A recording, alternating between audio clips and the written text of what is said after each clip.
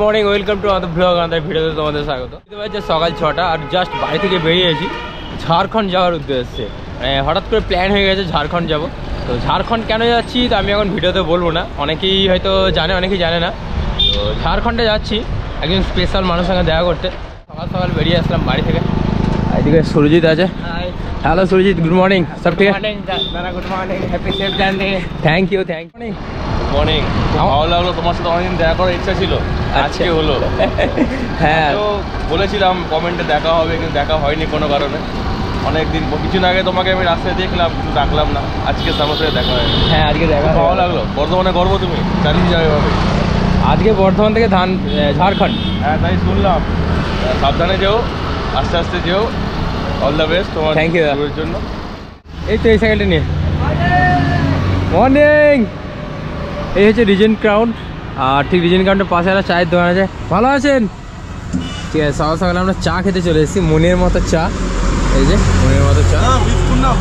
না বিস্কুট নেবো না, আমি দিয়ে দেবো। হ্যাঁ না না না না আমি দেবো থাক থাক।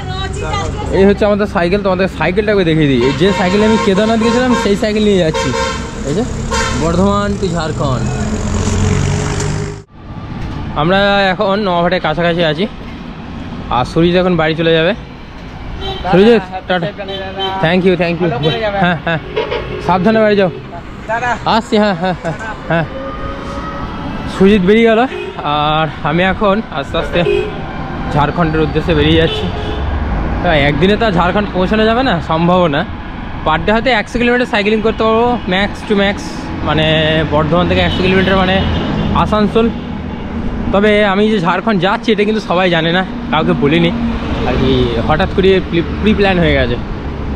আর ঝাড়খণ্ডের কিছু জায়গা এক্সপ্লোর করব, তার সাথে আমার ফেভারিট পছন্দের মানুষের সঙ্গে দেখা করব। নওহাট পার করলাম, নওহাট পার করে দুর্গাপুরের রাস্তায় উঠলাম।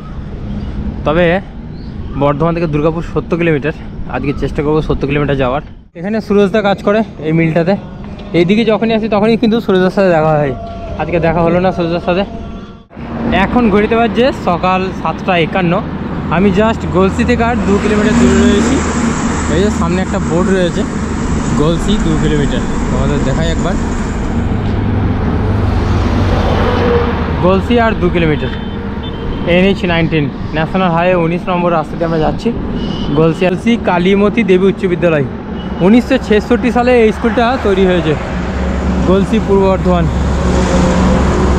এই স্কুল থেকে কারা কারা পড়াশোনা করেছে অবশ্যই কমেন্ট করে জানিও, যদি ভিডিও দেখে থাকো।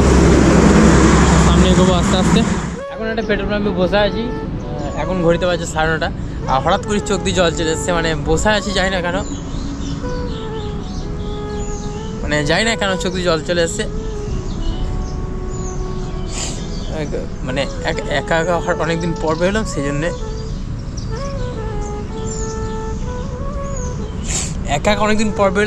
চোখ দিয়ে জল চলে এসছে। যাই হোক, অনেকজনকে মিস করছি এখন থেকেই। এখনও তো মানে ঝাড়খণ্ড পৌঁছতে পারিনি। এর আগে অনেক বড় বড় রাইড করেছি, কিন্তু আজকে কেন জানি না হঠাৎ করে চোখ দিয়ে জল চলে এসছে। যাই হোক, এখনও খাওয়া দাওয়া হয়নি, 9:30 বাজছে। এখন সামনে যাব। এখন বসে রেস্ট নিচ্ছি, কারণ অনেক রোদ উঠে গেছে। আর আমি সকাল সকাল বেরিয়েছি, তো দুপুরের দিকে সাইকেলটা কম চালাবো, কারণ দুপুরের দিকে সাইকেল চালাতে সাইকেল চালালে কষ্ট বেশি হবে। বাঁ দিকে হচ্ছে বুদবুদ, ডান দিকে আছে মানকর, সোজা যাচ্ছে পানাগড়। আর একটা আলোচার ব্যাপার রয়েছে। বাঁ দিকে এত গাছ রয়েছে, বেশ দেখতে ভালো লাগছে রাস্তাটা। এত খিদে পেয়ে গেছে, এখন প্রায় 11টা বেজে গেছে। এই যে দুর্গাপুর 24 কিলোমিটার, বাঁকুড়া 71, দার্জিলিং 519।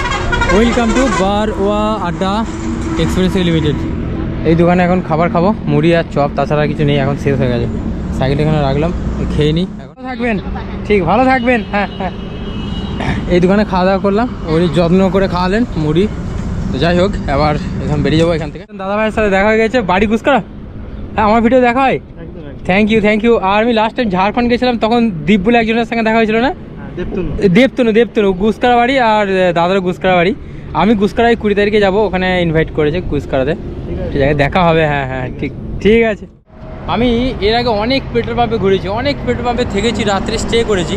আমি এখন যে পেট্রোল পাম্পে দাঁড়িয়ে আছি, এইরকম পেট্রোল পাম্প আমি কোনোদিন দেখিনি। তোমাদের দেখাই, এই হচ্ছে পেট্রোল পাম্প।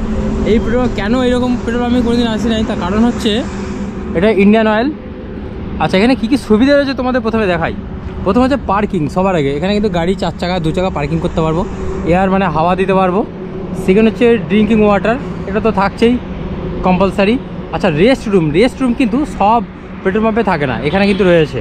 আচ্ছা, ডরমেট্রি হচ্ছে বিশ্রাম কক্ষ, এক কথায় আর কি হচ্ছে রেস্ট রুম বলা যেতে পারে। ওটা একটা রেস্ট রুম, এটা আর ডরমেট্রি বিশ্রাম কক্ষ। এখানে কিন্তু এসি রুম রয়েছে, ধাবা আছে খাবারের জন্য। আচ্ছা, হওডা মানে স্নান, তো এখানে স্নানের ব্যবস্থা রয়েছে।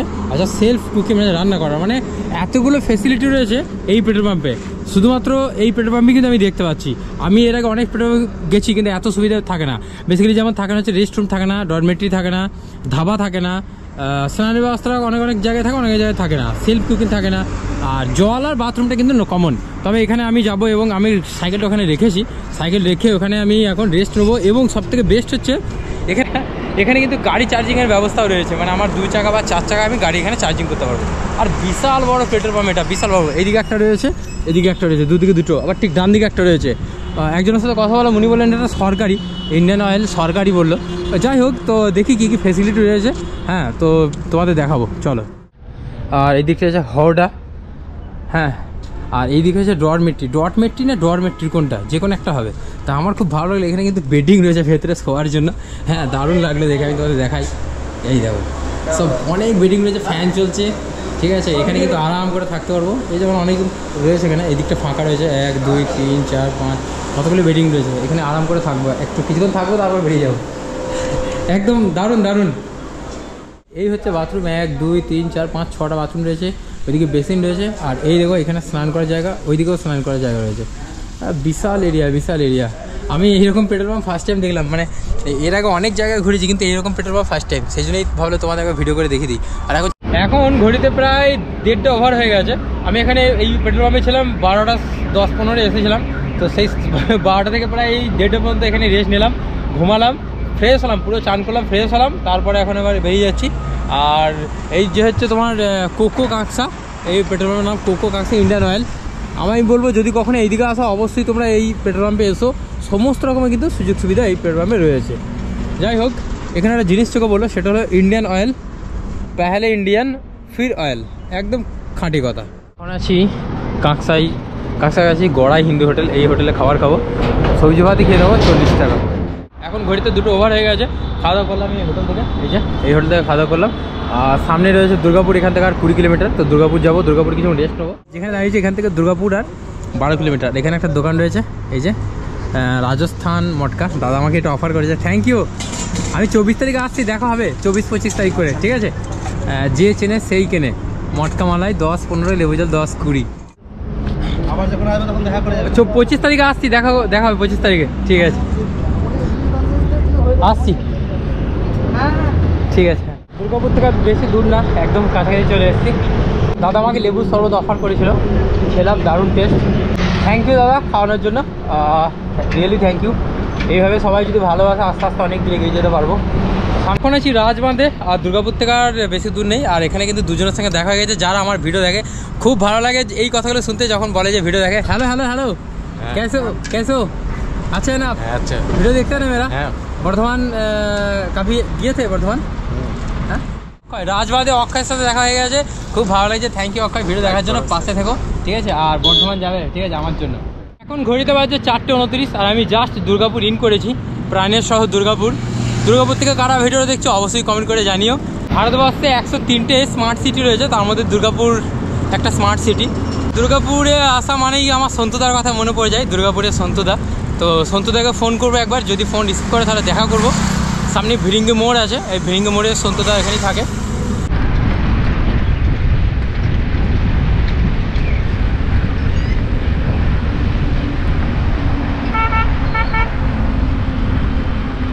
তো এই যে চলে এসছে, হ্যাঁ, আমাদের দাদা। কেমন আছে সব বলো? ভালো আছি, খুব ভালো আছি। আচ্ছা, এই তো ডিজিটালের চেঞ্জ হয়ে গেছে তো টি শার্ট, একদম ভালো লাগছে, কিন্তু আগের থেকে অনেক বেশি ভালো লাগছে। এসো দাদা, তুমি এদিকে এসো, এই তো বিপ্লব। সন্তুদা কিন্তু ওখানে দাঁড়িয়ে আছে, আর শিবদা দাঁড়িয়ে আছে, এটা শিবদা, ওটা সন্তুদা। আর আমরা খাওয়া দাওয়া করলাম, আর এখন আবার লস্যি অফার করেছে। এসবের কোনো দরকারই ছিল না কিন্তু জানো। আর ডি ফর দুর্গাপুর সেটা বলো। আমাদের জন্য ভি ফর বিপ্লব তো আছেই। বিপ্লব আমাদের সাথে যাত্রা শুরু করেছে, বাট অন্য ট্রেন্ডে এখন Biplab. But happy journey, new trending. তুমি কিছু বলবে? B for Bardhaman, B for Biplab. আর ডি ফর দুর্গাপুর। বারবার চেয়ার করবো, সবাইকে ওয়াচ করো, দেখো আর অনেক অনেক শেয়ার করো। Thank you thank you. আসছি তাহলে। থ্যাংক ইউ শিবদা অ্যান্ড থ্যাংক ইউ সন্তুদা এত ভালোবাসা দেওয়ার জন্য। দুর্গাপুরে আসলে শিবদা সন্তুদার সাথে দেখা হয় আর খুব ভালো লাগে, এত ভালোবাসা দেয় এখান থেকে। দুর্গাপুর থেকে সবাই ভালোবাসে। আর অবশ্যই সন্তুদা তোমাকে ইনভাইট রইলো এবং শিবদাকেও বর্ধমানে আসার জন্য। বর্ধমানে এসো, বর্ধমানে খুব আনন্দ করবো একদিন বর্ধমানে সবাই মিলে। আমি এখন জাস্ট ভিড়িংগড় থেকে বেরিয়ে সামনে যাব রানীগঞ্জে মানুষ আছে। মানুষকে একবার ফোন করবো, যদি মানুষ ফোন রিসিভ করে তাহলে মানুষের কাছে থাকবো, নাহলে আসানসোলে চলে যাবো। আসানসোলে আলম ভাই আছে, আলম ভাইয়ের কাছে থাকা যেতে পারে। রানীগঞ্জে রাহুল আছে, রাহুলের কাছে থাকা যেতে পারে। মানে রানীগঞ্জ, দুর্গাপুর, আসানসোলে থাকা নিয়ে কোনো সমস্যা হয় না। এখানে অনেক আমার কলিগ রয়েছে, আমি যে কোম্পানিতে কাজ করতাম। আমি এখন রানীগঞ্জ থেকে কিছু দূরে আছি। আর এই ব্রিজটা পার করতে পারলে মোটামুটি একটু বিপদটা কাটবে, কারণ এখানে প্রচুর অ্যাক্সিডেন্ট হয়। এটা অ্যাক্সিডেন্ট জোন এরিয়া। গাড়ি দেখো কীভাবে গাড়ি আসছে দেখো। হ্যাঁ, একদম ঘাড়ের ওপর দিয়ে চলে যাচ্ছে গাড়িগুলো। আর এখন ঘড়িতে 7টা বাজছে, তো আমি জাস্ট এখন দাঁড়িয়ে রয়েছি ব্রিজের ওপরে। তবে পৌঁছাবো খুব তাড়াতাড়ি রানীগঞ্জ। একটা পেট্রোল পাম্পে আসি, ট্রেন খাটিয়ে নিয়েছি। তো এখন ঘড়িতে বাজছে রাত্রি 10টা। আসানসোল থেকে এখন প্রায় 3-4 কিলোমিটার দূরে হবে। চাঁদা বলে একটা জায়গা আছে, সেই চাঁদাতে আছি। তো কারা চাঁদা জায়গাটার নাম শুনেছে অবশ্যই কমেন্ট করে জানিও। সো এই ভিডিওটা এখানে শেষ করছি। দেখা হবে তোমার সাথে নতুন ভিডিওতে। Stay tuned.